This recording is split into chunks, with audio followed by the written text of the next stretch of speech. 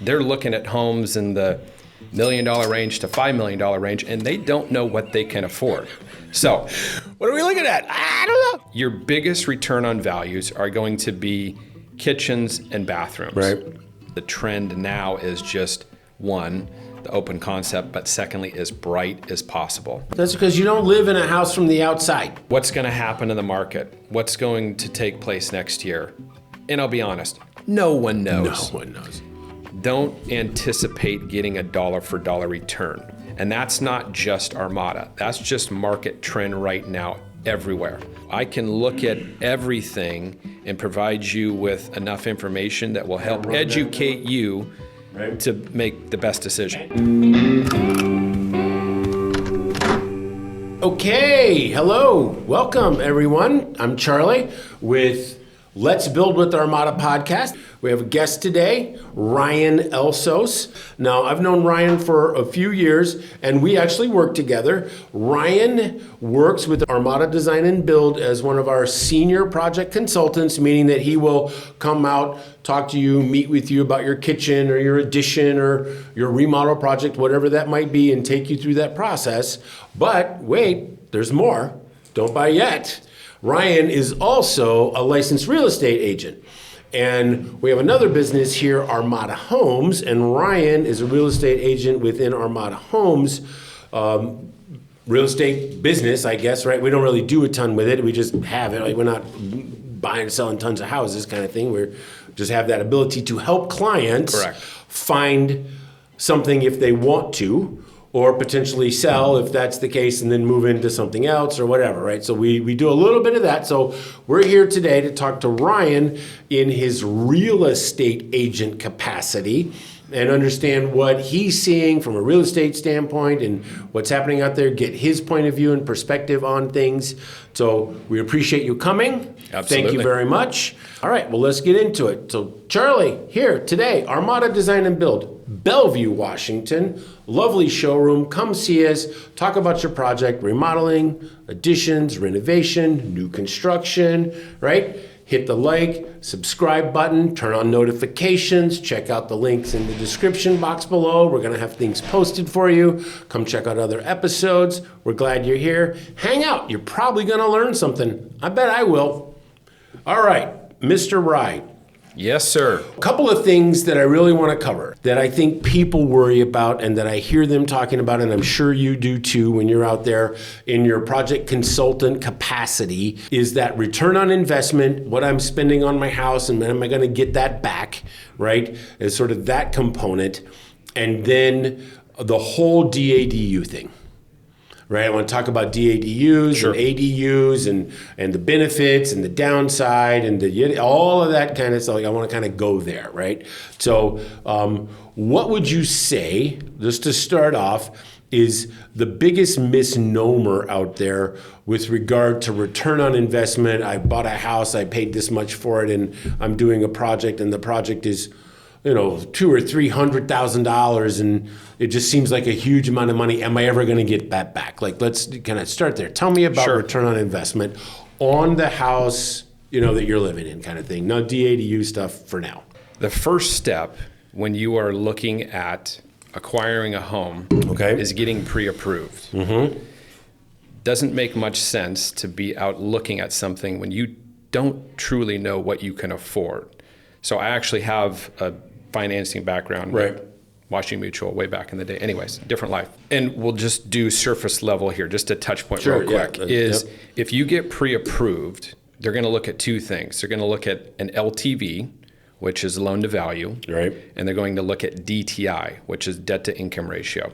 We won't go into the weeds on what both of those are, but those are the two things that are going to help qualify you for what can I afford? Mm-hmm. And the reason why I wanted to point that out just to start. Credit history. Well, of course, yes. I mean, there's a number of other things that are going to be a part of the parameters and the qualifications, but those two things are primarily going to help you determine what can I afford when I'm out looking at a home. And the reason why I wanted to start with that is because it's not infrequent that I meet someone or I'm connected with someone or someone's referred to me, and they don't know what they can afford.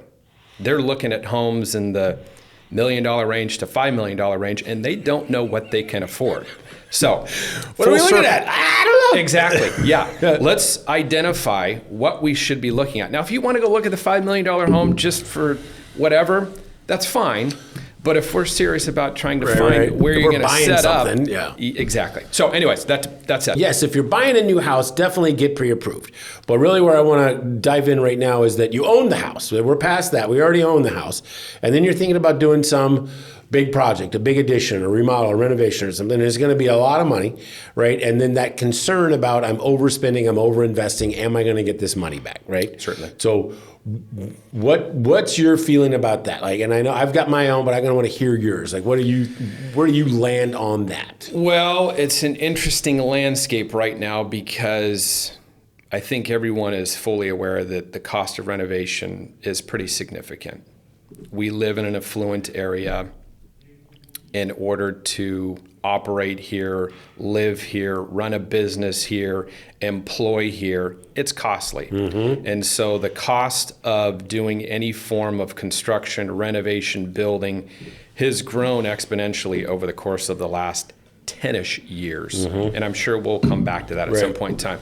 But to answer your question more specifically, ROI is incredibly important. And most people are going to be concerned with it. Now, it'd be nice if we had a number of clients like, I don't care about ROI. Like, hey, here it is right here. You know what? In fact, I'll just leave you the checkbook. You tell me where I'm going. Just point the finger. Give me some direction. Still haven't seen that guy yet. Exactly. Right. Anyone? Here's what I would say is, and this will sound somewhat cliche, your biggest return on values are going to be kitchens and bathrooms. Right. Where you're not going to see as much ROI is when you start getting into components that I feel are more personal. For example, like a media room or a theater room. Hey, nice to have and really cool. And I've sold a number of homes with a theater or media room that's a part of the home, or maybe it's detached in a dadu or something like that. Really, really cool.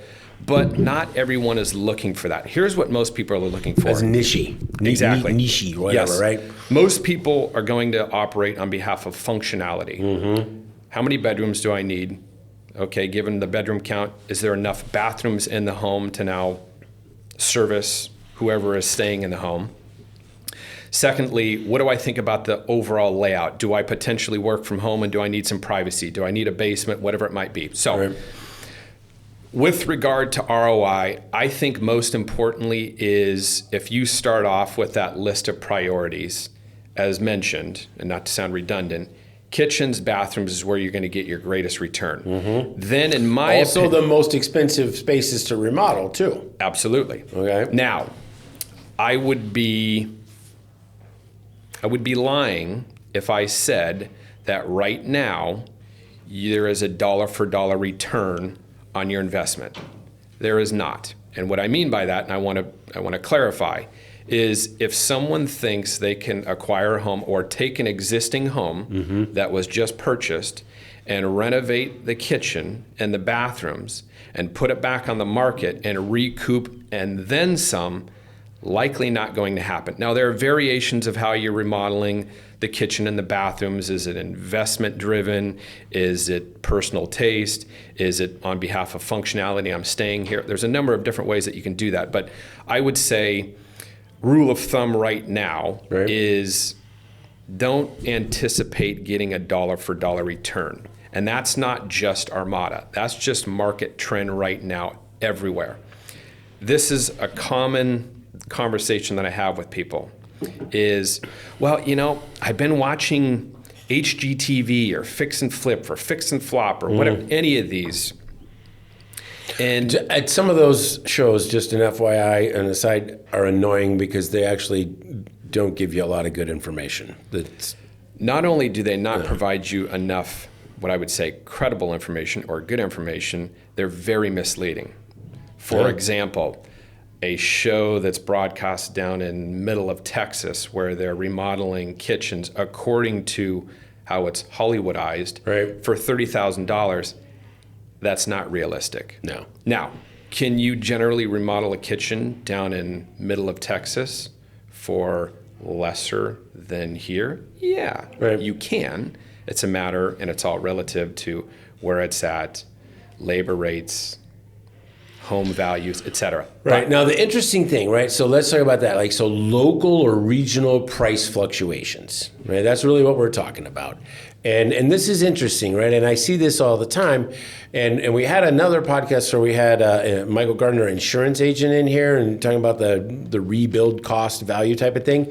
So this kind of ties into that a little bit, right? Is so that XYZ or Acme company probably isn't selling a sink or a faucet or a window or flooring less expensively in Texas or Alabama or, places that things are historically cheaper than here. They're not selling that product for less. What's less is the labor, right? The window costs the same there or here. The sink costs the same there or here. But it's the people installing it and putting it in that our cost here in the Seattle area are 2.5, 3, 4 times what they're paying there for the guy doing the installation, the labor, the plumber, the electrician, whatever, right? I mean, that's really what it comes down to. Generally speaking, yes. Now, there are exceptions where maybe the window manufacturer is out of Central Texas, and so you can land it cheaper a little bit, than but getting it's it not here. 30 or 40%. No, it's very nominal. Yeah, so yes. it's the vast majority of that is the cost of labor. Absolutely. You got a plumber making $50 an hour in Seattle, and somewhere else they might be making 15. Yeah. Kind of thing. So that's a big part of it. The stuff isn't really any different in cost. It's the assembly, if you will, right, is part of the problem, which is why we have that insurance discrepancy. Michael in here talking about that is like, the insurance company's basing it on average, and we're so askew here in our labor costs. All right, so return on investment. So you're talking about the renovation, the kitchen and the bathroom. What about when you do an addition, when you make your house bigger, right? Let's talk about it because everyone can look on Zillow or Redfin or something, and then they have an estimate as to what your house or any house is worth. They have a lot of data. They can tell you it's this many square feet and it's this many bedrooms and bathrooms and all that kind of stuff. When it was built, blah, blah, blah, some accurate, some not. But one of the things that you can derive from that pretty easily is based on how big it is, based on what they think it's worth, this is how much it's worth per square foot or what it's selling for or being listed for per square foot. So and around here, we got some big numbers, right? And they're rangy. Like I've seen them $400, $500, $600 a square foot in certain neighborhoods, and in certain neighborhoods, it's $1,500 a square foot, right? Yep. Now, if I do an addition, can I just take that number, whatever that number is, before the addition is done? $800 a square foot is my current number. And if I'm going to add 500 square feet, can I just multiply that by 800? Not necessarily, for the following reasons. Right. One being, how are we utilizing that additional square footage? Okay, fair. What does it consist of? Right. Is it a gallery, an art studio? Is it an exercise yoga studio room? Or is it additional living space? Is it a bonus room, or more importantly, is it space where you could accommodate a guest or someone that's living in, whether it be in-laws or something like that? No answer, just 800. It's got to qualify it. Correct. What kind of new space is it? Absolutely. All right. So some you would get maybe 800, right? Or you would get that current value, and that would be what would be the highest return. Like what categories would be the kitchen, like what would that be that would get you that near that full boat kind of return? What would those? If we were looking at the pyramid, at the top would be something where you could either, as I mentioned, house a guest or family or rent that space out. Okay. So you would have it fully plumbed. It would be fully wired. Right. You could shut a door and... Okay, so you're trying to get into the ADU, DADU discussion ahead of time, right? That's not on the schedule yet, sir. All right. Okay, so that would be big. So then not that. Okay, outside of that, then kitchen space, where would that... I mean, because as it gets more particular, I think where you're going, right? If you do the super high-end media room that costs $500,000, the next buyer might not see that value in that, but he might too. They might, oh yeah, absolutely, that's a deal. But I don't really care about that. Well, to your point, I did have one scenario where you had that roughly $500,000 theater media recording studio, right. And they can be that much. Oh, and they absolutely can. You could spend $100,000 on the the projector thing. If Boom, not like more. that, or more, If not for more, sure. yeah. And the seats, all those seats that we're doing in those things, what the sound system? Yep. They're crazy. They can be very expensive I spaces. have a client that has, I think they're referred to as Alex speakers, and they are 2 tower speakers, and they each weigh like 400 pounds a piece. And just the 2 speakers. I'm not talking about surround sound, projector, TV, Right. lighting, any of that. Just the 2 speakers, $125,000 for 2 speakers. Anyways, That's some good sound. Or it ought to be. and I did 125K. I did hear it. He positioned the chair in the room in a particular space Right. to where I could get everything from where I was sitting. Right. And it is pretty surreal. Wow. I mean, it's Okay. impressive. Well, there you go. All Yeah. right. Circling back real quick. So here's where there is a bridge Right. between, okay, well, if I have 1,000 square feet, can I add that to what is considered a average square foot cost? The bridge, or the similarity to the building side, would be, most people will ask me, or you for that matter, what is it going to cost to build 1,000 square feet? Right. What is that addition going to That's cost? I know the Well- answer to that question. Well, Yeah. it depends. What is Right. Which is again, the answer? It depends. It depends. Again, what is the space? Yep. Is it a bonus room? Okay, $250 a square foot. Just throwing out a random number. Right.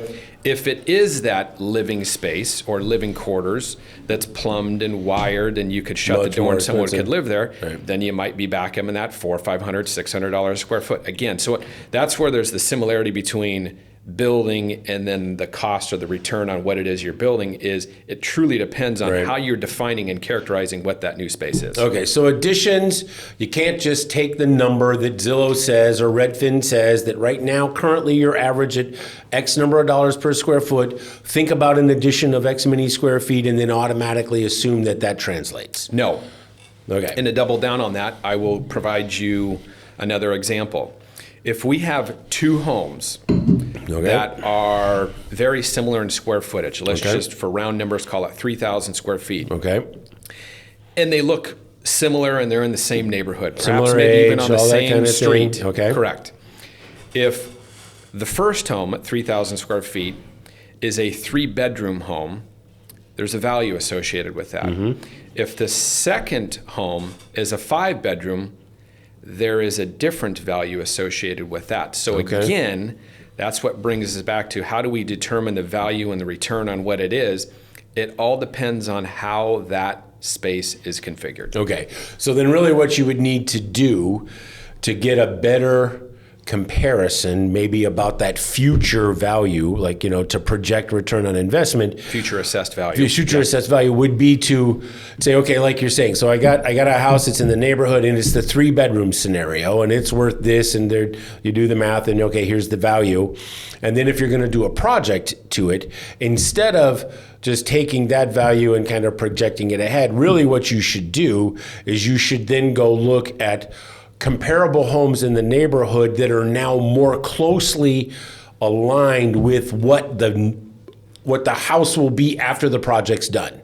Correct. Right? So then now go look at, if you're going to make it a 5-bedroom, right? If you're taking the 3-bedroom and you're making it a 5, go look at the other 5 bedrooms. Absolutely. That's going to give you a better indicator Yep. of what it's going to be worth after, not just saying, oh, take the value that it has as a 3-bedroom and multiply it by the additional square footage. Yep. And It's a better way to do that. Yes, we Okay. characterize that as running comps. Okay. So on my end, on the broker's Mm-hmm. end, what you do is, as you just laid out, you would search in a relatively close area, proximity. You would search out homes that are similar to what it is that you are looking to do. Right. And then we can What you're gonna start to turn it determine into. values. Correct. Right, what you're turning it into. And that's what we'll refer to as the future assessed value. Let's look at what else is out there that exists and determine what that value is, and then we can compare that to where we're at right now. Right, and then you might be comparing, like, oh, I found a spec, right? It's 5 bedrooms, it's this, that, so the kind of the specs match. So you've matched it up. But perhaps this one or the few that you found that are kind of in that category, they might all be 20 years old. Sure. Right? They haven't had any work done to them. They're all 20 years old. And now you're talking about sort of the same spec, same size, but it's going to be brand new. Yeah. Right? So then you would like say, okay, so here's my average Yep. for this group at X number of dollars a square foot, and then this one's going to start there and go up. Correct. Some amount because it's at least that because it's 20 years the newer. baseline. That's the baseline, and then the question becomes, and the art maybe right is in your world is to like try to guess what's the plus, right? Like this is the baseline over here because it's that for sure, and then how much above that is then now this one going to sit. Yep. Right. And we'll call and that's where you get into the voodoo hocus pocus because something is essentially worth what someone's willing to pay for it. Right. I mean, if the numbers say, "Oh, this house is worth $1 million," and you list it for 1.5, and somebody walks in and pays it, it's worth 1.5. It's 1.5 that day, right? Kind of thing. So, all right. What you're referring to is sort of the X factor, and I will say this: if you are, in fact, adding 1,000 square feet, and you're comparing it to that comparable that we've located that's down the street, and they already have that additional 1,000 square feet, here's where you can start to differentiate or categorize is, does the 1,000 square foot addition have 8-foot ceilings like the comp down the street, right. Or are you going to go 9 or 10 feet? So it's automatically plus value. Absolutely. Or minus value. If all the comps One are way or the 9 other. feet, It could be the if exactly. all the comps are Yes. 9 feet and you're only 8, so then you're like, I'm down a little bit from that. And that still then leads to, right, just restating the obvious, I think, for everybody that location is still the That's first, real estate second, and 101. third rule of real Yes. estate, right? I mean, there's nothing changed about that, right? Absolutely not.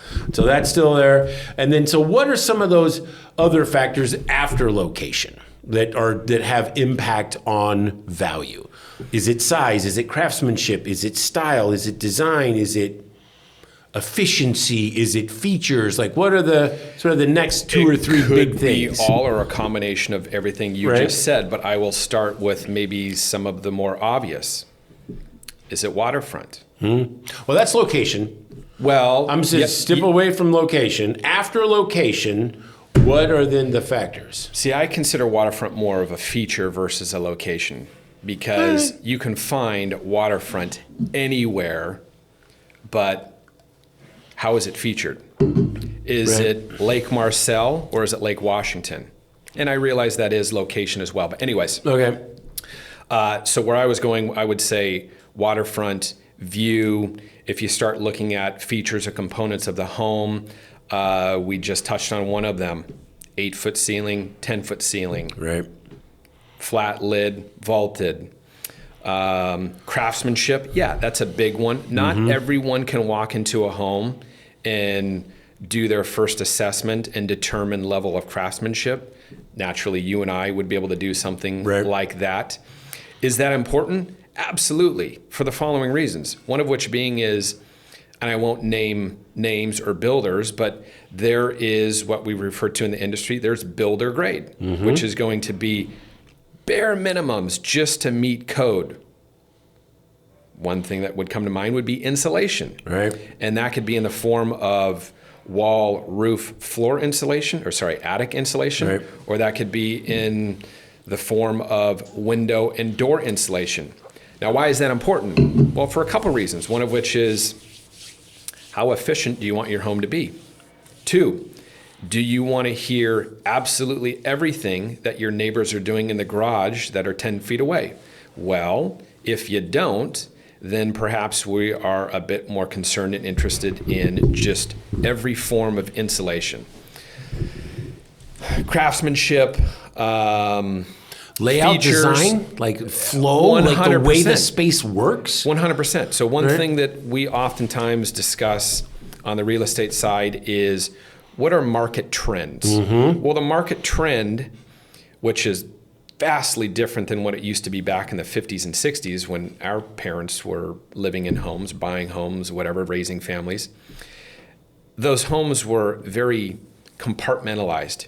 You had your kitchen, then you had your eating nook, then you had a dining room, then you had a living room, then you had a front room, then you had a den, then you had a family room. The market trend now is more open concept. Right. We're taking all that out. I tear it out. I don't want a formal dining room. Nope. All that kind of thing. So flow, design, use, important. Very much then to value. All right. So what would you say kills value the fastest or has the biggest impact? Is it material? is it layout, flow, sort of use of space, or neglect, maintenance, like just run down? What's the value killers out there? The things which then the next thing I want to talk about is like, hey, if someone wants to increase the value of their home, 10 or 15%, what would be like a quick fix? Like do this, or think about that. Yep. So kind of those two things. So all three of those things you mentioned Right. do have an impact, but I would say at the forefront, layout functionality can potentially alarm someone, right, and or help someone move forward. With regard to what I was mentioning based on just how homes were built 30, 40, 50 years ago, yeah, everyone now wants that open concept. They want it, especially in the Northwest, they want it flooded with sunlight. They do want the 9 or 10 foot ceilings. They want the family room or den off of the kitchen, and it's all right there, versus very compartmentalized. Right. So, I mean, why do you think, going back, why did they design houses that way in the 50s? Like, what was did they not know? Or did they really live that way? I mean, like, what was going on with that? Here would be my question to you. How often do you sit down with your family, every one of you, at 5:30, because the dinner bell was rung, right, and you're sitting down to have that 4-course meal? That doesn't happen anymore. Boy, I know we're weird, and the kids even talk about it, but when they were younger, we did that, not at 5:30, but we ate dinner as a family at the table 6, 7 days a week. Like, that was a huge thing for us, but I know we were anomalous. That is unusual. I know we were anomalous in that way, and the kids' friends would come over, and they're like, "Oh, you guys do this all the time?" I'm like, "Yeah, every day." Now we got no kids. We're in front of the TV. We're watching the TV. We look at each other like, with we're your bad. TV tray. No, we just put it in our lap. But since the kids are gone and it's me and my wife, and we've been for 30 years, dinner, got to be there, fam. Yep. Now it's TV. We're so bad. Well, here's why things have changed so significantly with regard to what I just mentioned is back in the day, right, generally the husband only worked. Well, now it's not unusual that both parents work. We're putting the kids to work. Exactly. And then you've got activities and kids, and then they have access to so many other resources that it's not uncommon for families to come together very infrequently. Right. And so that need for the dining room has moved away from, like you did, right, traditionally, we're going to sit here as a family 6, well, as you said, 8 days a week. 8 days a week, yeah, 6 days a week. Right. It has moved to, that might happen maybe 1 day a week, or maybe not at all, and it's only Thanksgiving and Christmas and right, whatever it might be. So as with anything, things have just changed so much over the course of life. Right. I haven't wondered. I mean, I get all that, and I do the same thing with you. Going to these houses, and we see how this old floor plan, this old layout, this is the dusty design, dusty, kind of concept of where it was. Everything's open, and we're tearing these out. And I think you're on point in terms of the bad layout and flow probably would have a more detrimental negative effect on value than cheap materials or poor maintenance, because it's the most expensive to change, right? Yep. I mean, I can upgrade my flooring, and I can get a new this, and I can get a new that, less than I can go in and tear out these load-bearing walls, and we got to move the staircase and that, all this stuff that we do all the time. But so that makes sense, that layout is going to have a more negative effect in flow than the other two. Okay, I'm with you there. And another way to, I guess, evaluate that would be, you have an evaluation based on cosmetics, and then you have another evaluation or assessment based on functionality, right, layout, structure, loads, and as you just pointed out, that latter is going to be significantly more in the form of an investment than the first two, right, which, frankly, I mean, homeowners can do themselves to some extent if you're a little bit handy. Yeah, got some handy. Kills value. So we talked about ROI, return on investment. We kind of got that a little bit. Cheap materials, layout, and neglected stuff, kind of what makes it. So what would you do? What would you recommend? What would you tell someone that if they're really trying to increase value, what's the biggest kick right now that you would recommend? Obviously if you say, remodel your kitchen, Okay, well, that's a, Yeah. six-figure project potentially. So I get that, but what could someone do for less than that would have like a wow? If we wanted to truly dumb it down, I would say create the brightest space available. And that could be done as simple as illumination, task lighting, different can lights. That could be as simple as... Lighter paint? I was going to say that could be as simple as painting out dark old cherry oak or cherry or oak cabinets and painting them white just to modernize. Because as we circle back to that whole idea about market trends, the trend now is just one, the open concept, but secondly, as bright as possible. Bright, light, open, airy, that kind of thing. I agree. So some like paint, spruce it, light, refresh the floors maybe, like what people see. Get rid of What about curb appeal? What about front elevation, like a little tune up there? Does that do much? Well, because I've seen some pretty drastic before and afters. You're like, yeah, that looks like, whoa. Absolutely. Now, to some extent, I think curb appeal is a little bit overvalued for the following reason, which is you might show up to the dealership and you see that car in the front line and you're really, really attracted to the car. Right. But then you jump in the car, you take it for a spin, and by the time you get back to the lot, you're like, this don't feel right. Okay. So I do know that there is some initial value based on curb appeal, but the true value is going to be once you actually get into the driver's seat and you're operating the car. That's a great analogy. That's because you don't live in a house from the outside.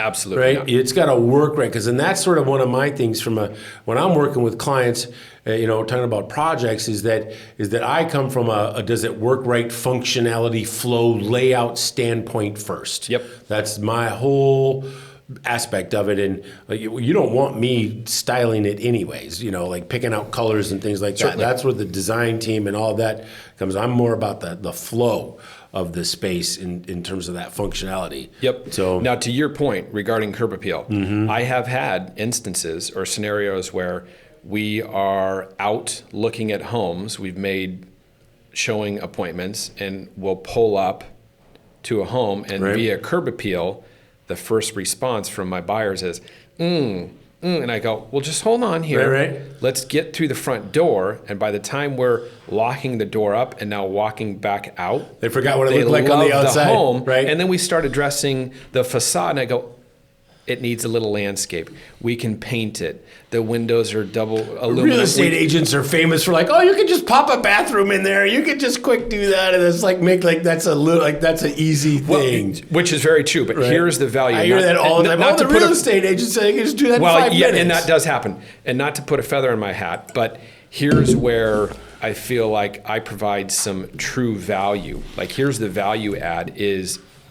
Sure, I can recommend doing any of those things, but I know what it costs. Yeah, and I know do. what you can and cannot do, and what's going to require a permit, and where you can avoid getting a permit. So I think that the real value add being is I have the two hats. I wear the two hats. I've got the build design side, and I've got the real estate side. Yeah, it's a unique situation and set of knowledge that this guy has in terms of that real estate aspect, that agent, the valuation, the competitive market aspect, the funding and lending aspect, and then couple that with understanding the additions, remodels, renovation, whole part of it. It's a pretty unique thing. So we're lucky to have him, and you give us a call if you want to talk to this man about, finding something. If you live in the area here that, he could definitely help you. Like in the market in Seattle, right? What's going on, right? So we got interest rates. That's not a Seattle thing. That's everybody's dealing with that thing. And they've been kind of doing what they're doing, and no one ever knows and can predict and so on and so forth. So we're like, it's going to go lower. It's going to stay the same. Yep. It's, so who knows? That's crystal ball stuff. But sort of and then you hear all this stuff about the government things that are happening, particularly locally with, elections in Seattle. And people are like, oh no, we're leaving, It's like, what are you thinking? What's the vibe out there right now? As we sit here sneaking up on Thanksgiving of 2025, just from a time standpoint. When I watch these shows, sometimes people I have no idea when this thing was recorded. So I like to know referencing. So, So what do you see? Talk about that a little bit. Well, it's a question that's surfaced often. Sure. What's going to happen in the market? What's going to take place next year? And I'll be honest, no one knows. No one knows. Everyone can speculate. Sure. As well as I can. And here's what I think is going to happen. Here's my pulse on the market. In general, I don't know. You're talking about Seattle now. Correct. Seattle, Our market. Greater Eastside. Market. Okay, yeah. Greater Eastside, This Seattle isn't market. everywhere. No. This is where there's Greater Eastside, Seattle kind of thing. Okay. And I'm glad you pointed that out, because the point I was going to make is that market you just referred to, the Greater Eastside market, Seattle, Bellevue, Kirkland, New Hampshire, all of those. Yeah. This market is perhaps one of the most insulated markets in the entire country. Yeah, For I two would agree with reasons. that. I would agree with that. For two reasons. One of which is, on behalf of employment, and what we have here that's available to employees, All the high-tech stuff. all of that Amazon, tech-driven Microsoft, stuff. Facebook, Google, Boeing, Yep. Starbucks. I mean, I don't know who else I'm missing, but SpaceX has a huge presence in town. Absolutely. The income level abilities here outweigh a number of other areas in the country. What about these Secondly, recent massive layoffs? 3, 4, 5, 6, 7,000 people getting cut recently from some of these places. Yes, however, if you look at, historically, if you look Yep. at some of these bigger companies and those layoffs, it's fairly structured. This isn't something new that just happened this year. I agree. This is something that happens pretty We'll frequently. blow out the baffles a little bit, and then keep people on their trim a little toes, fat. and then they're going to bring people right back. Yes, we're trimming a little I'm fat. sure there's a gajillion job openings posted for these companies still today. Yeah. Right. I haven't looked. I'm not a tech person, so no one's going to Yep. want me to be there. There's a little Q4 person. cleaning going on right Right. now. House cleaning. That's just typical. And I've seen that where it's kind of like we're going to jump on board with this, get rid of some people, and then 6 months everybody's coming back, new contract, Yep. kind of thing. Yep. Okay. Now- so there's that. What else? So here's the second. Insulated, protected, which Yep. means stable.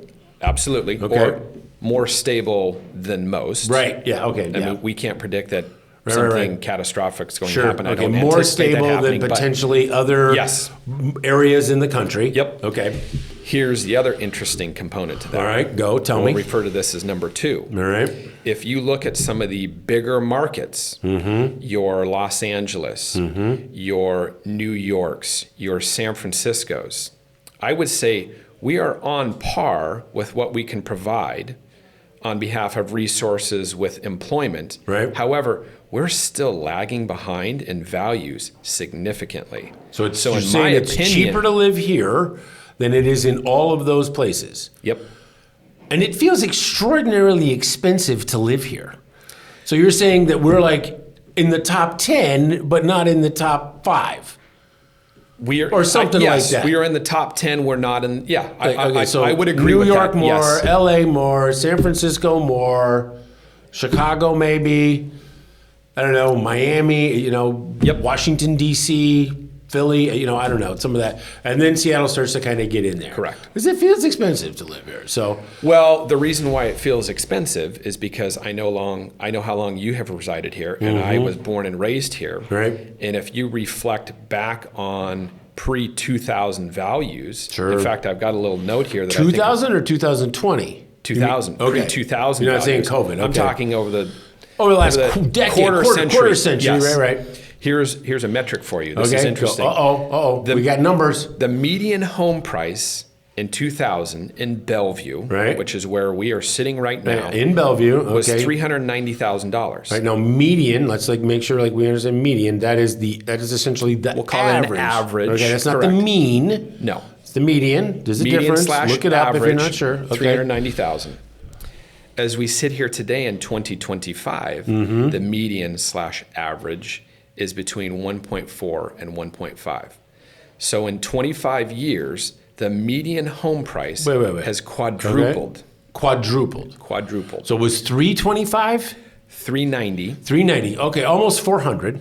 To keep it round and simple, almost Yep. 400 in 2020. Average 140, sale 150. price of a single-family residential. Not average sales price. Right, okay.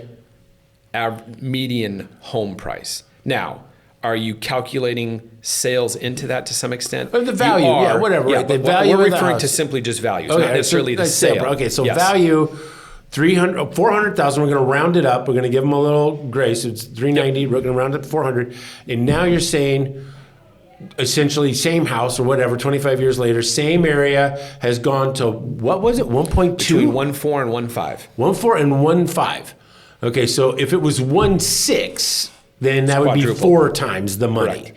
Okay, so 350% increased safely or something like that. Okay, now I don't know if you have the answer to this, okay, which is a gigantic increase, or at least it feels like that to me. I don't know. Maybe. And that's why... But so what the question, what was it in 1975, 25 years before 2000? Like what would that number look like? What did it do in the prior 25 years? I don't actually have the answer to that. If We I need had to Jamie, look speculate- that up. We don't have a Jamie. We can't look that up right now. Let me call my assistant. Yeah. Let me phone a friend. Right. If I had to speculate, in 1975, Well, is it Median. 100,000? Would you divide it by 4? Maybe we said 400. Would it be that much? Would it have quadrupled in that prior? potentially. Yeah. Potentially. However, if you look at the metric, Right. 100, let's just say that is the case. Okay. 100 to 400 Right. is $300,000. Yeah, but it's 4 times. Right. Okay. 400 to 1.6 Yeah. is $1.2 million. I get it, but still 4 times. Correct. Right. But it's a matter The of rate of growth it's is the matter the of same. the metric. I get it, but the rate of growth is the same. So, I mean, it's a huge number, no question about it. I wonder, that'd be an interesting little study. Maybe we should do that for next time. Is what if we did a little graphy thing like that for, say, Seattle kind of deal over 40, 50 years to see a trend, and then like a nationwide thing to see how Seattle differs. Yeah. And at some point, because probably for a long time, Seattle really followed the national trend.